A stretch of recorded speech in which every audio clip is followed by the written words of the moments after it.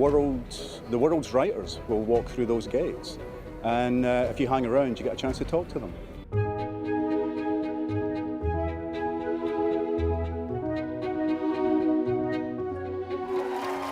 I'm interested in conversations that deal with things that matter, that real, how do we live our lives?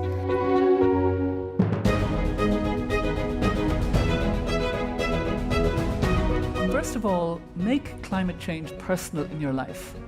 The second step is get angry and get active. And the third step, and believe it or not, I think this is the most important. We have to imagine this world that we want to hurry towards.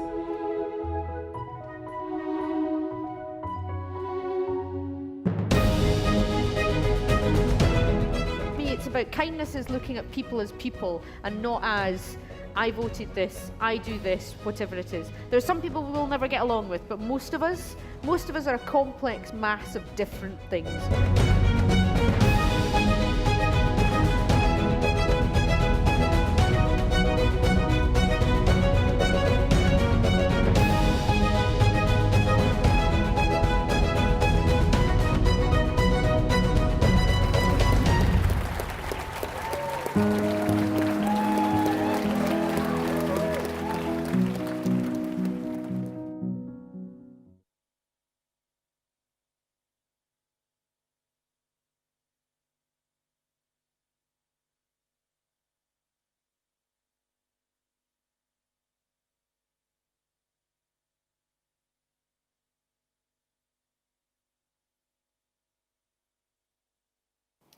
Hello, I'm Julia Donaldson. Some of you might know me from some of the books I've written, such as The Gruffalo or What the Ladybird Heard. Well, one of the things that I really love normally about coming to the Edinburgh International Book Festival is meeting children who love to read and bringing my stories to life for them on the stage. This year, of course, none of the authors or illustrators can do that.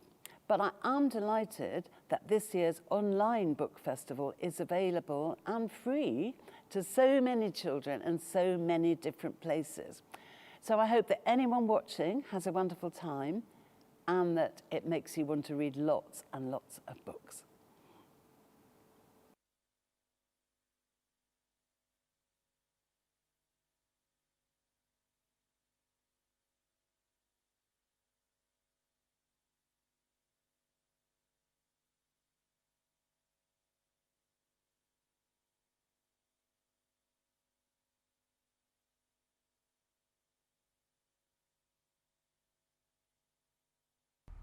Hello everyone, my name is Nadine Kaadan.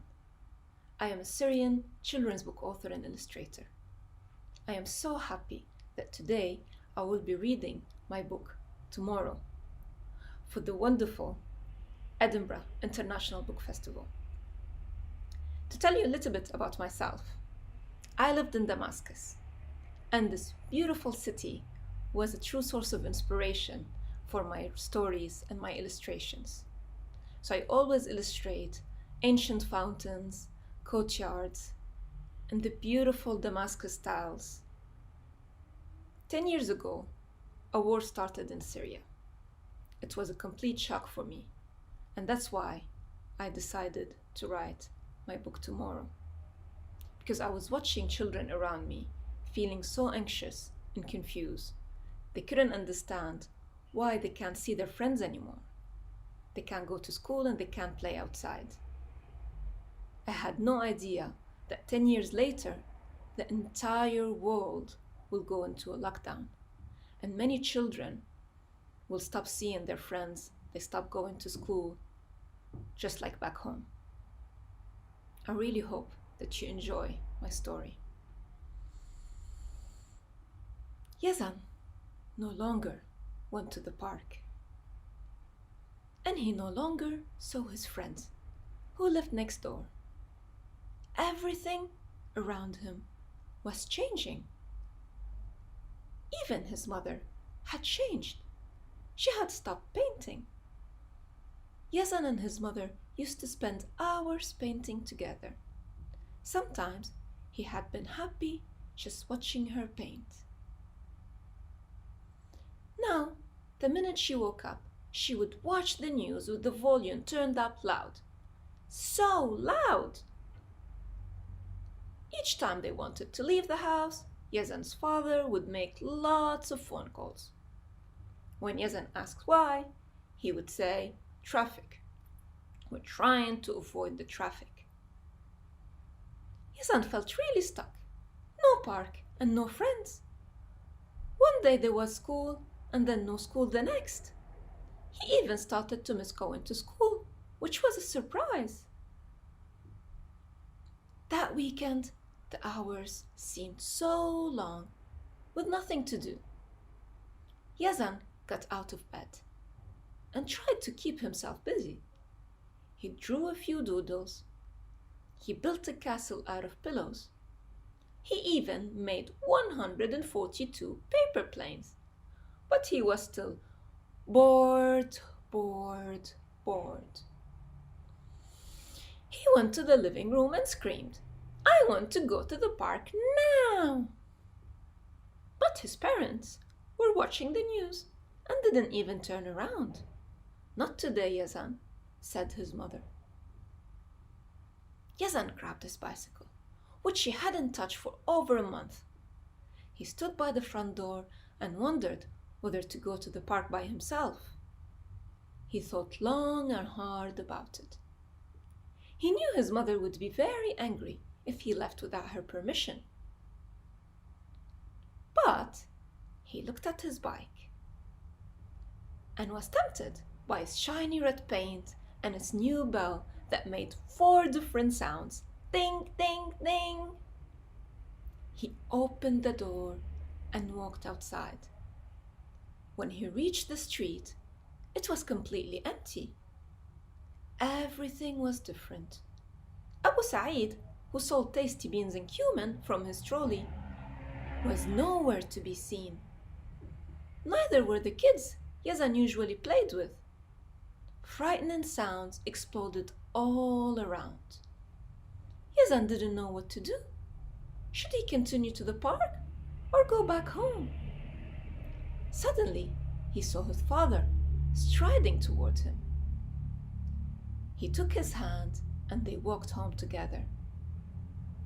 Yazan waited to be told off for leaving the house without permission, but his father didn't say a word.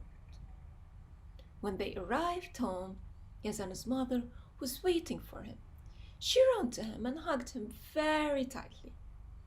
"Don't ever go out of the house by yourself again," she said. She looked at Yazan and his little red bike. Then she grabbed her paintbrushes and paint and went to Yazan's room. "Yay! Mama is painting again!" Yazan cried. His father smiled. But this time she will be painting on the wall. Yazan sat and watched his mother painting on the wall of his bedroom. "I'm really sorry," she said, "but you can't go to the park right now. People are fighting in the street, and going out of the house is too dangerous." "When will the fight be over?" asked Yazan. "I don't know," replied his mother. "But let's paint. Let's paint a park in your room. An amazing park with everything you've dreamt of. And soon you'll be able to go outside again and play." The end. Thank you so much, everyone, for listening to my story. I hope that you enjoyed it. Bye-bye.